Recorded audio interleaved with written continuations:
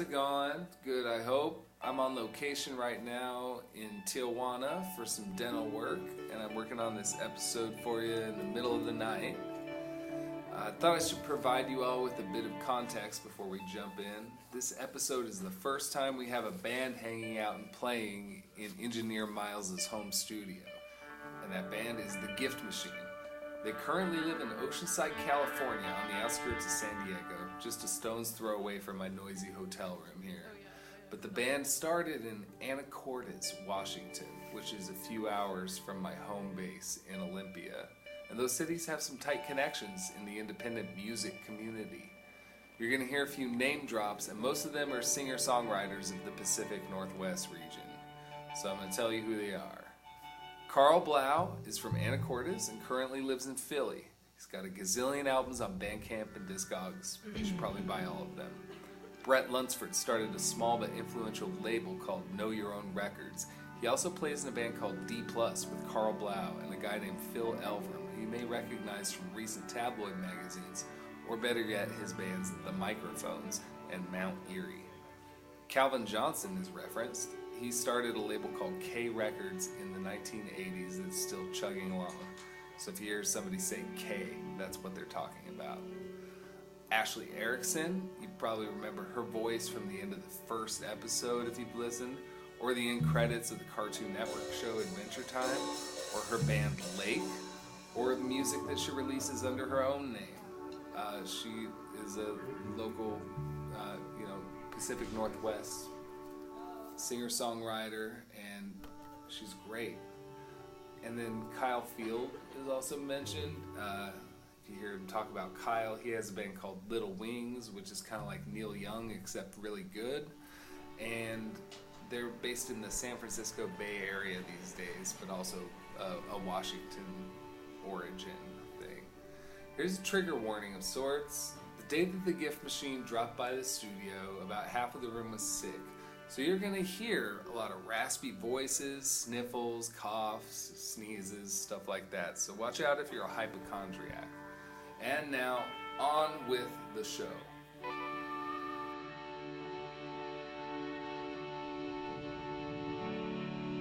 So we're The Gift Machine. This song is called Best We Could Do. It's off of our new record, New Tangles.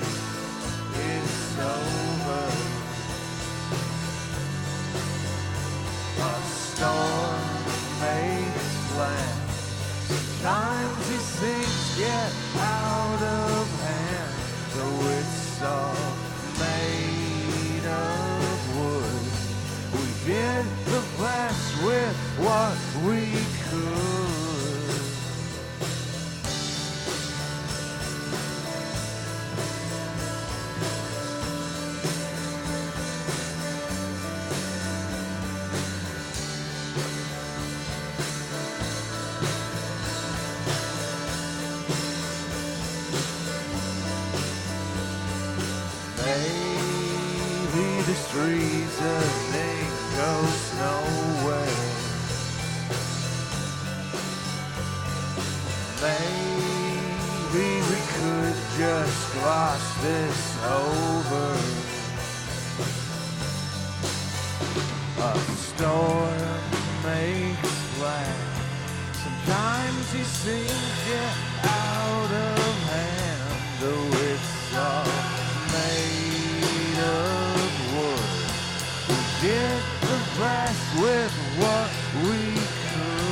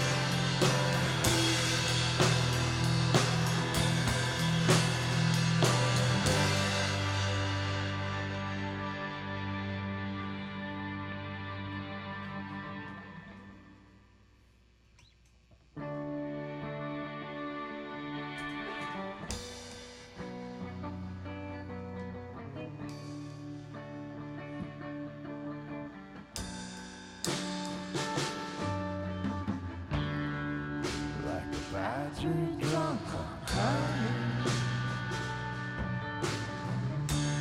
from last year's abandoned hive. I walked up to my knees in the water and then started the whole thing over one more time around.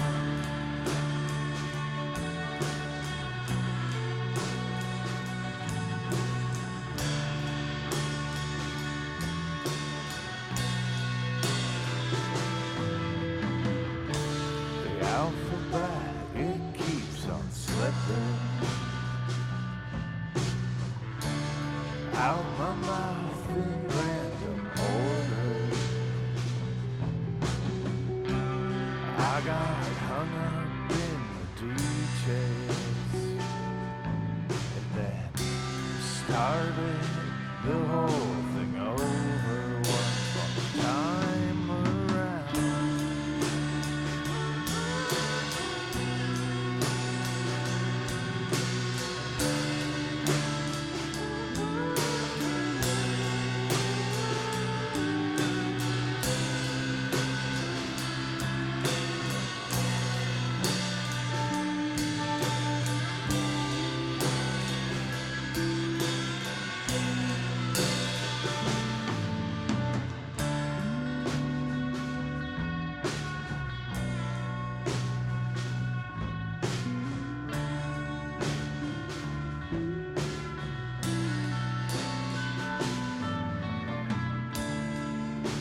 Whatever way you want it, whatever keeps you sane. The world is not built at right angles. Be careful what you take on the way. One more time around.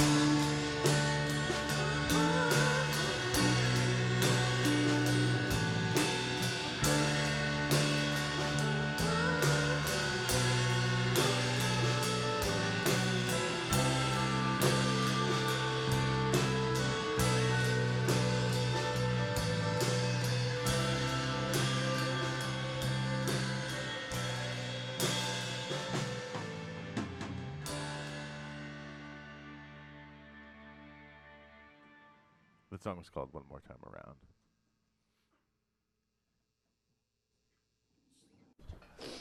Hi, everybody. Welcome to a special edition of the Low Profile Podcast, where we have a band in the studio, and they're here for us to ask all the tough questions. Today on trial is San Diego's own The Gift Machine. Hi there. Hi. Hello. So The Gift Machine is it's a band. It's a band, yeah. Yeah. Yeah. Since 1999. 1999, I started it as kind of a solo project. And who are you? I'm Dave Mathis. I'm yeah. sorry. Yes, thank you. I forgot about that part. I'm Dave Mathis sometimes. Right. I started it as a solo kind of recording project when I was living in Anacortes, Washington. And it morphed very quickly into like a band. It's had a lot of different members over the years, but this is my favorite version of the band. Yeah, this is my favorite too. Yeah. I think this is my first time seeing this quintet. Yeah. I recognize everybody except Dan. You weren't in the video with all the giant stuff. Yeah. But Hey. Yeah.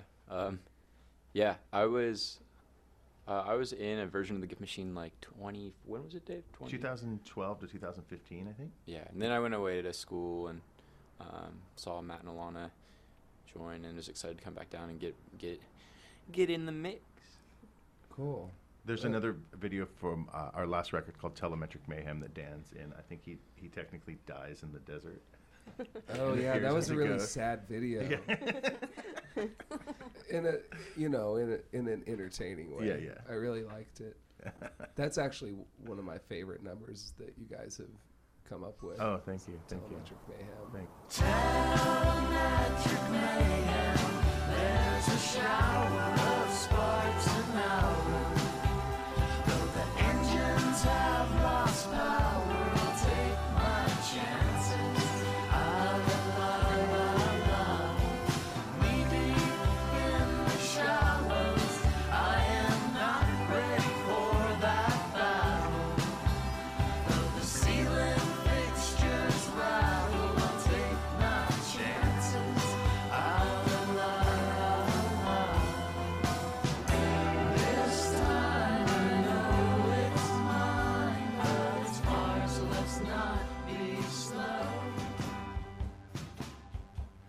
Alana, Yes. you joined the band. I joined the band in 2016. It was like the end of that year, and it was just the three of us at that time, just playing bass. And then Matt. I'm Matt.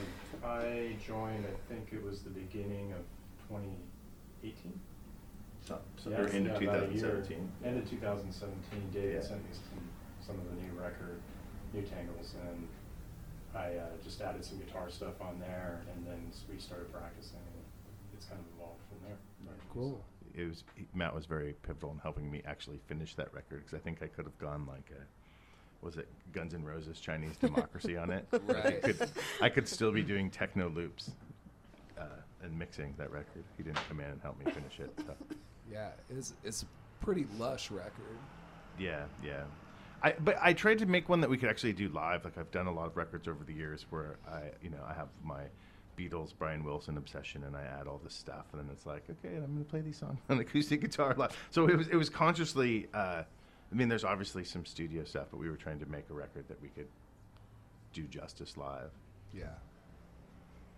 Andrea, Yes. how'd you Hello. get wrapped up in all this? How far back do you want me to go? To the beginning. Well, I actually met Dave via a mutual friend that lived up in Anacortes, but Brian Malloy. had been raised in the house behind me in San Diego. That was Brian Malloy. He played music as Amigo, and I was playing with him in San Diego, and then he had convinced Dave to come down and hang out for a little bit and surf and play music, and so we didn't know whether or not he was going to stay, but then I ended up joining Gift Machine and been playing with them ever since, and that was like 2006. Yeah, I had it arranged that. Well, Brian Malloy and I are old friends, and that's what she was talking about. And Yeah. we played in a band together as Amigo, which was his side project, and also the Beagles. Okay. And I sort of I said, well, if I'm going to come down there, I need a drummer, you know? And then he's like, oh, I know this girl. I grew up next to her. So Andrea was sort of slated to play drums with me before I actually met her. Yes. And you then- sent me music, Yeah. and I liked it. And then at some point we got married, you know, that kind of stuff. Yeah, as people are wont to do. Yeah. It took a while. So you were playing drums in other bands before this?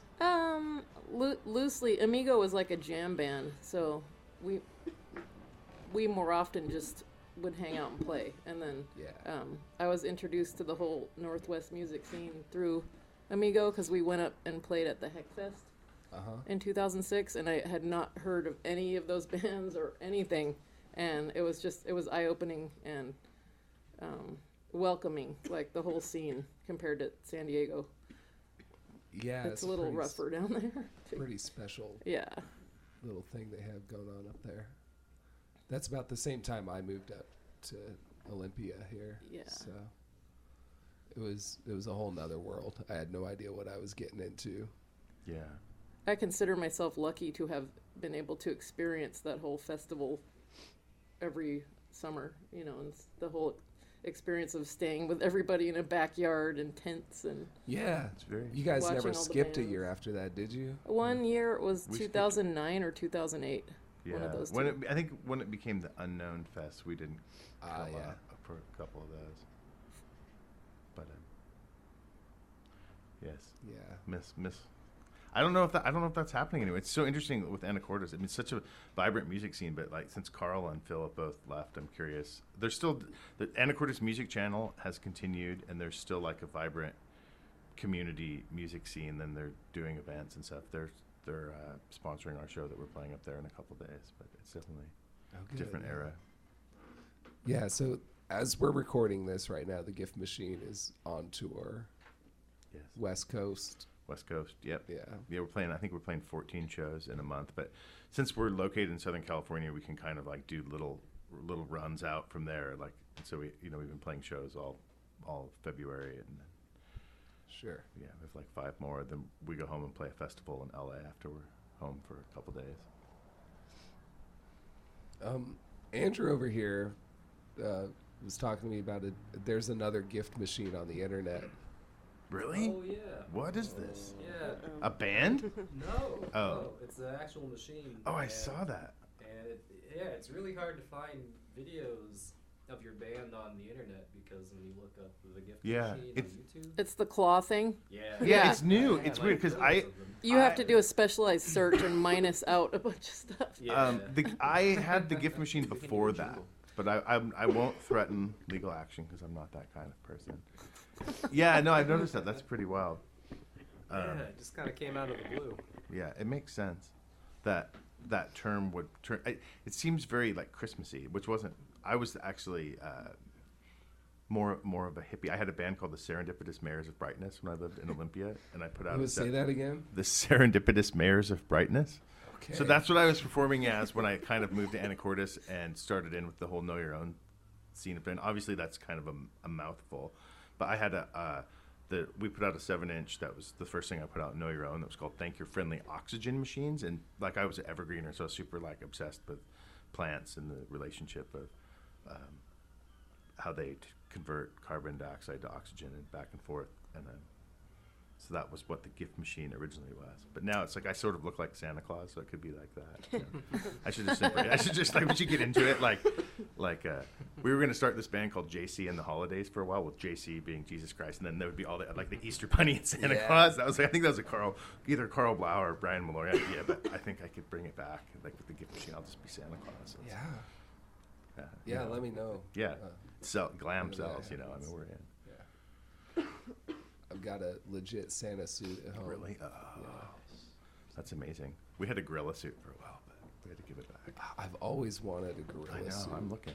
I saw a vintage one not too long ago, but it wasn't, not that good of quality. Did you Looks say like it might have been a you real. have one now, though? We had one that we borrowed for a really long time. We had it for like 3 years in our closet. Is that from working in the video industry? No, I wish. I wish it was that sexy. It was and from a elaborate. music video we shot in our apartment. Yeah. What was that for? Do you know Luis? Yeah. Did you ever meet Luis Monet? He's like a LA guy that he knows Ashley, so I didn't know. He's the LA guy, so he showed up with the gorilla suit once, and Oh, wow. we got to like live with it for a while. We named it Jeremy. We sat him at the dinner table. Yeah. A lot of Oh. Eddie Vedder jokes this tour. No offense, Eddie, whoever you Yeah. are. Eddie Betty's. You told me last night about editing some Bigfoot videos. Oh yeah. I mean, don't some know of if it that's I'm probably relevant, not but- allowed to say publicly, but I have done. I've worked on some Bigfoot shows. And I have to say it's 100% real. Bigfoot's real. I worked on a show called Mountain Monsters for a long time, which it's. I think it was like 8 self-proclaimed Appalachian hillbillies. They're into making moonshine and all that. They look like the part, and Yeah. they would.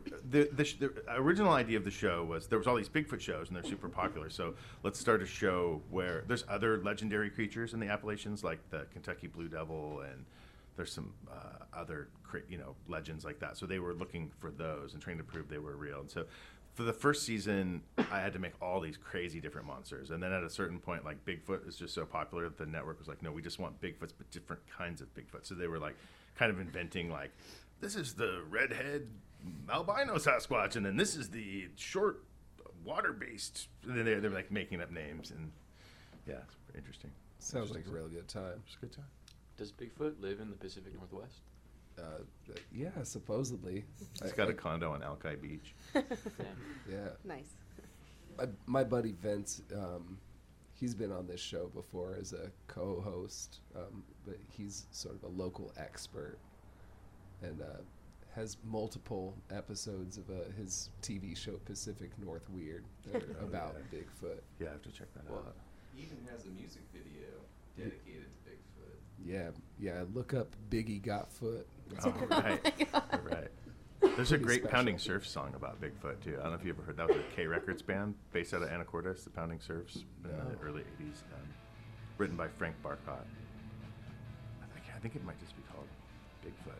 It's a great, great pop song.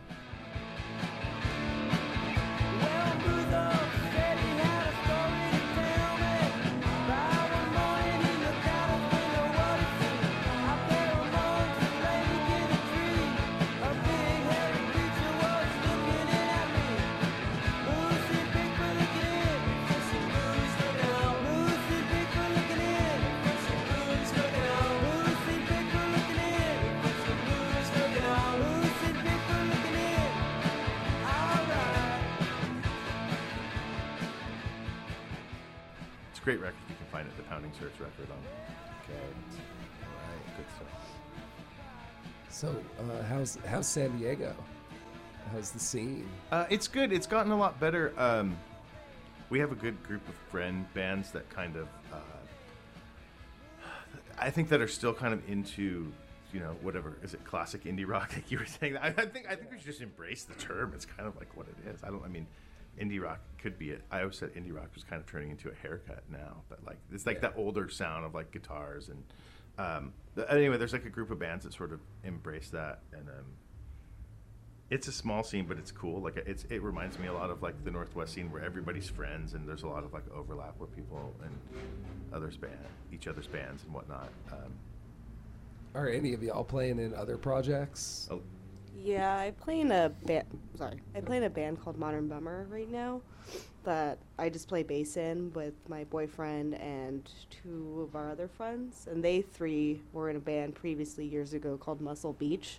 So after they broke up, they hadn't played in a while, and then when they wanted to get together, they kind of wanted to stay with the MB theme, so they just they're called great. it It's a really Modern good band. Bummer. And Dave is actually recording our EP right now, so we just got like the bass tracks and the thick of the songs right now, and then once Yeah. we get back from tour, we'll finish it. But Cool. Yeah, it's really Yeah. good stuff. yeah, Dan has a solo project, Christian Fish. No, that's not really what it's called. It's But Dan does Christian- do a lot of Christian solo Fish, music. Christian spelled with a K.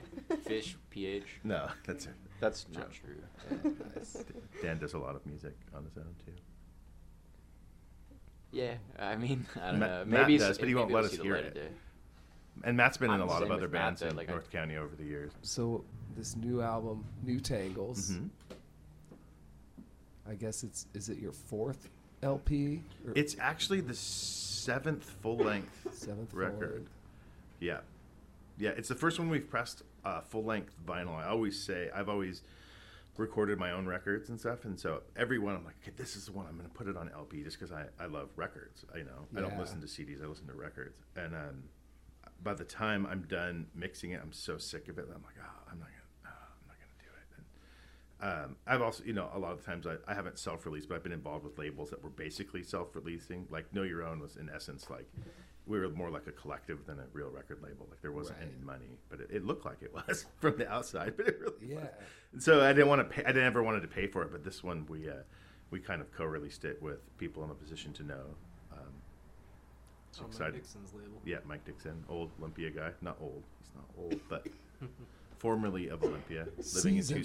Tucson. Seasoned Olympia veteran, Michael Dixon. Now That's a hunk of Tucson, fresh Arizona. Tucson meat. Yeah, I know. We keep trying to get over there to see him and play a show out there.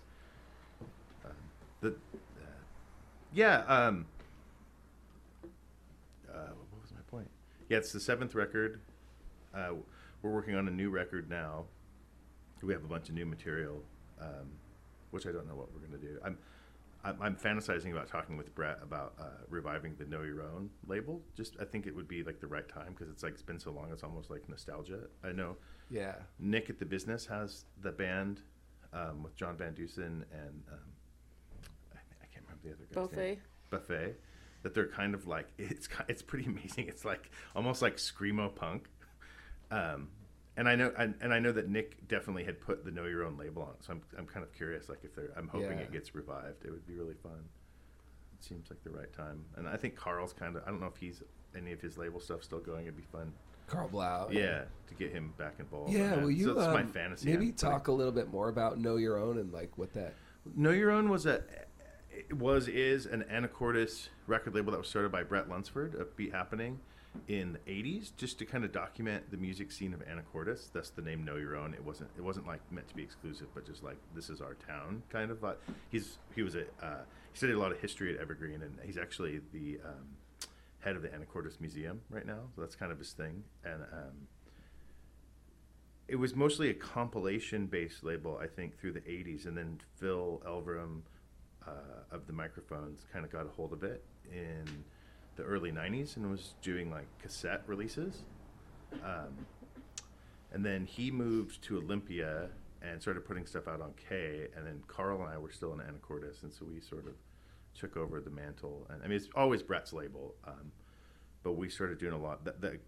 I think the calling card of Know Your Own was always the compilation. Like we would, since we had all the friends in Olympia, we would always do all these compilations. It would have Mira and Dennis Driscoll and whoever. And Carl, Nate Ashley, Gift Machine, Dennis Driscoll, Kayla Marisich all put stuff out on Know Your Own over the years. It kind of had the reputation as the K farm team for a little bit.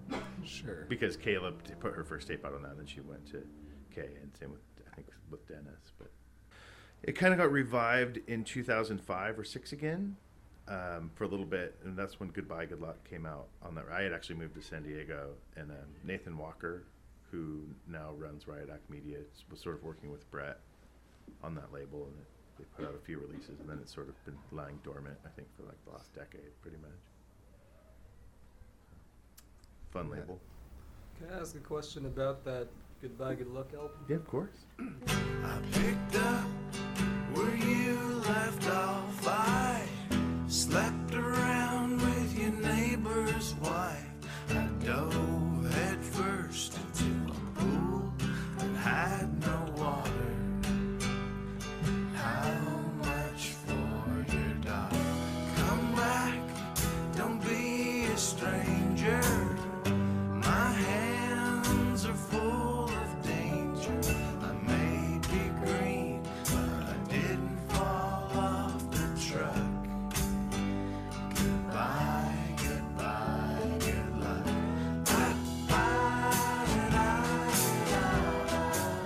Well, I remember seeing you guys perform, just you and Andrea, like maybe like 8 years ago or something, at that house called the Finger Complex up on Fifth Street. Oh yeah, that was fun. That was a great show. That was maybe like 10 years. Yeah. Oh wow. Well, I think it let's was not linger exactly on 10 that years. part. Yeah, I know. Words ago. But anyways, I got a copy of it. You had given a copy to Andrew Dorset, and he let me copy it because he knew I'd like it. He kept saying like, "You're gonna love this band." He was right. I love you guys. Oh, thank you. But at the time, it was called Hammond, right? It never was called Hammond. See, that's confusing, and I always felt bad, and I always was worried that somebody like bought it twice, thinking it was a different record. It was never called Hammond. It just we were going on tour, and the record was done, and I think it was always called Goodbye Good Luck, but there was a picture of my Hammond organ, which was kind of featured on that record, and just by the nature of the picture of the organ, it said Hammond. So it kind of took on that name. People called it Hammond for a while, and then then I think we made another cover that Andrea had drawn, and then Know Your Own decided to put it out after it had been out for like 6 or 7 months. They wanted to like put it out and kind of like get it distribution and push it to the press a little bit, and so. But they wanted to silk screen it, so I had to make another cover. So there's actually 3 different covers for that record. So Forgot if everyone bought Hammond and Goodbye The Good blue Luck, let one. me know. I'll send you some yeah. swag. Nice. I remixed it, I think, but Hammond was pretty rough early mixes of it. Okay. Yeah, I fell in love with that immediately. It's just Thank so you. good. And Thank of you. course, the mastered album is great as well. Thank you. Thank you. That was the first record with Andrea, and that was sort of how we'd been playing music together for a couple years, and we liked each other. But then she hates when I tell the story. It's like me blackmailing her that she has to sing with me. But I just got the bird. No, I think there was like one song that she sang. Like I was like, well, you're a girl. All girls can sing. Let's do some background vocals. And she sang, and it worked so good. And I was like, well, shit. Like here, try to sing what I'm singing. We'll do like harmonies, and it works so easy. Like, I mean, I've been lucky to get to sing with like Carl Blau, Nate Ashley. Those guys are awesome singers, but like sometimes our voices just didn't they don't blend. And then with Andrea, it was always like so easy. Like I'm just like, here's the lyrics, and she would like 2 takes, and it was like. All those songs were like she'd learn the song and she was singing it. It was like 2 takes. It's like, damn, that's good. So then I started to like crush out on her really hard. We got married. Nice. So it's the music's fault. Yeah. Magic of the music. Yeah. Cool. So you guys are, excuse me. All right. So Sorry, you guys are thanks for- cranking out one more album, and then are you going international? Or? No, yeah. I mean at this point, I don't have any delusions of grandeur, but I've made music since I was a kid. I'm not gonna like stop. It's you. No. No, it would be awesome, actually, not to go international, but I would sure love to go play in Europe. Like, it'd be so fun. I second that notion. Yeah. What about you guys ever get down into the Tijuana scene? I want to. I don't know that much about it. Spencer came through with Juniferous, and we were gonna play a show down there with them, but we had to cancel last minute. It's like it was miscommunication. Matt was heading out of town, and I think Alana had something going on. She was, I forget. Anyway, we didn't go, but they said it was a really fun show. It's just, it's supposed to be really good, but it's still like back in the 90s, it was established. There was like a couple like indie rock venues that big bands went to, and now I think that's starting again, and there's a good arts community there, but it's not so mapped out. And so, my Spanish is still pretty good from high school. I could get around a little bit, but like, it's not one of those things I want to blindly drive into TJ and be like, cool, where's the indie rock venue? Here we are with our ridiculous midlife crisis pedal board. There's this one sort of alleyway between Revolution and Constitution, and you walk down there and you probably talk to anybody at one of the there's like little cafes and record shops and all this stuff. And I know it's like a bunch of garage doors that are either pulled down and like painted murals over, or pulled up, and there's like a shop or a venue. Or it's all supposed to be good. Unfortunately, right when I first moved to San Diego is when Tijuana was really bad with some of the crime and the drugs and all that stuff. And now supposedly that's all pretty good, and most of the issues with the cartel and all that stuff is out more toward Texas. So I've heard it's totally chill. I mean, my friend Kate Clark, who's an Anacortesian, whatever you say that, she was living down there, and she was super involved with the art scenes in San Diego, and she said that Tijuana was way cooler. So it's on the list. I think there's a venue called Mustache, which Spencer played at, and he said it was interesting. Like, it was cool and people were nice, but there was like a techno room, and then like a rave here, and then it's just kind of, there was like 5 different venues within this complex of club. Yeah, could be fun, could be weird. We played in Tijuana. I forget where, but with Lazy Zeppelin and El Chez. El Chez, yeah, that's right. Yeah. And that was a funny experience because we went there in the daytime, and they were still cleaning up from the night before, and there was just like broken plastic cups everywhere. It smelled like just beer and pee everywhere, and the floor was covered in beer and pee, and the bathrooms were also like really gross. And we're like, oh my god, like this is a harsh environment to be in. And then we came back like in the evening time, like 6 hours later. It was like they sprayed the place down with a fire hose or something. It was spick and span. Wow. It didn't smell like anything anymore. Until we like got into the night, and then as more revelry was happening and people were drinking and peeing up presumably. I guess the bathroom was kind of just that kind of. We need to bring your mom, Alana. Like, if your mom comes with us. I go down there to get dental work done. Me too. It's so cheap and it's great, and I never have any issues. So, and last time I was there like 2 months ago, it seemed totally fine, and like could definitely make it happen. So. That's honestly why I know my way around. Exactly. It's because my dentist. I've been going there for dental work. Same. Since, so easy. Decades. Yeah. Wow. So that's a good tip for the podcast listeners. Yes. If you can make it to Tijuana, it's like 1/10 of the price. Yeah, it's a thing. I know a lot of some other friends from the Northwest have gone down there. Yeah. And done that. Yeah. Shout out to Dr. Maria. It's probably a variety of surgeries you could get cheaper in Mexico, depending on how deep you want to go. Yeah, exactly. I think that's a place you go if you want to get a tail put on or something. Right. Yeah. I heard flights are really cheap there too. You can go down to Tijuana and get like an international flight somewhere else for way cheaper. Oh, that makes sense. I don't want to wrap my travel chips with the gift machine. Yeah. So maybe for the Europe tour, that's how you do it. Yes. First, then fly to Andrea has Amsterdam Andrea has a lot of family in Holland, so we actually have places to stay. Oh, cool. Yeah. Yeah. My mom grew up there, so. In Holland. 9 years. Yeah. Wow. And Carl's done so well in England. I always want to ride his coattails, but I don't know how to really make that happen. I don't know.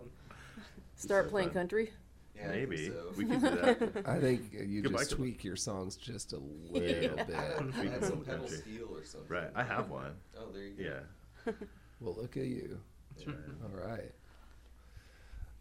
Just put on this hat. And I don't yeah, think we- I can keep talking for very Yeah. much longer. Yeah. No, thanks for So- dealing through your sickness to chat with us. Yeah. It's great to see you guys. Yeah. Thank you for Great to having hear us. you today. Yeah. You Thank too. you for having us. Thanks for those songs. So it was two Yeah. from New Tangles and two Two brand new unreleased. ones. Yeah, yeah. I think we have 7 new ones that we're doing in the set that haven't been recorded yet, and then I have at least that many in the queue when we get back. So. And this won't come out till I after really want your to get tour it is out. over. Probably. No. So.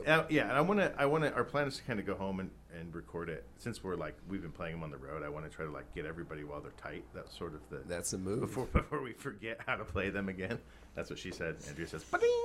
You're supposed to say that into the mic. Come on. Yeah, I'd like to get it out this year because I've always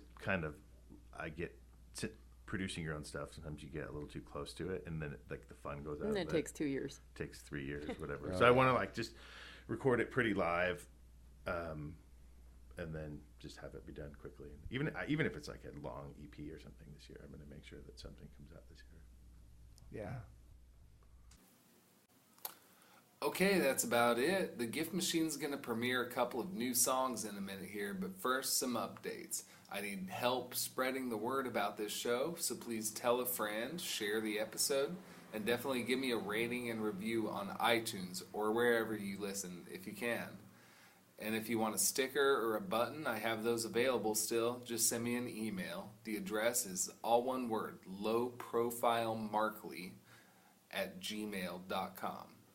Next time, I'm going to be discussing the late Bob Dorough with some friends. My hero, Zero, such a funny little hero, but till you came along, we counted on our fingers and toes. If you were born between the 1960s to the 1990s and watched cartoons, chances are Bob taught you a lot of fundamental things in his Schoolhouse Rock songs. He's also a heavy hitter in the jazz world, a hero for sure. That's in a few weeks. Until then, dig this, the world premiere of 2 new songs by The Gift Machine.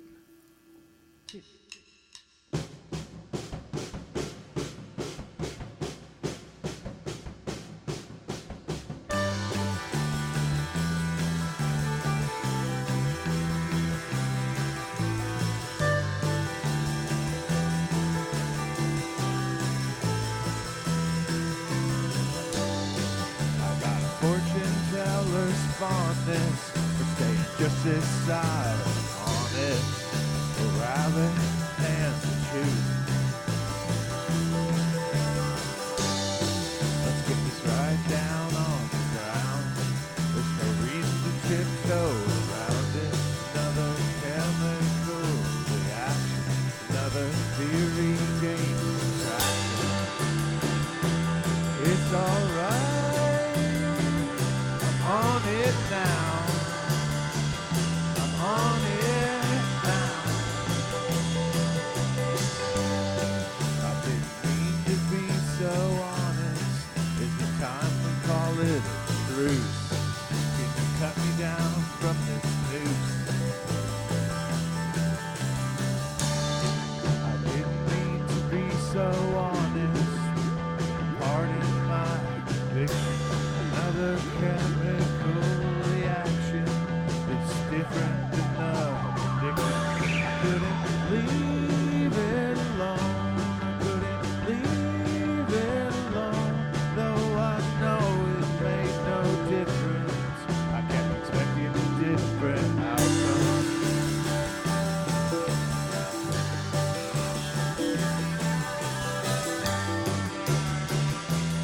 It's alright,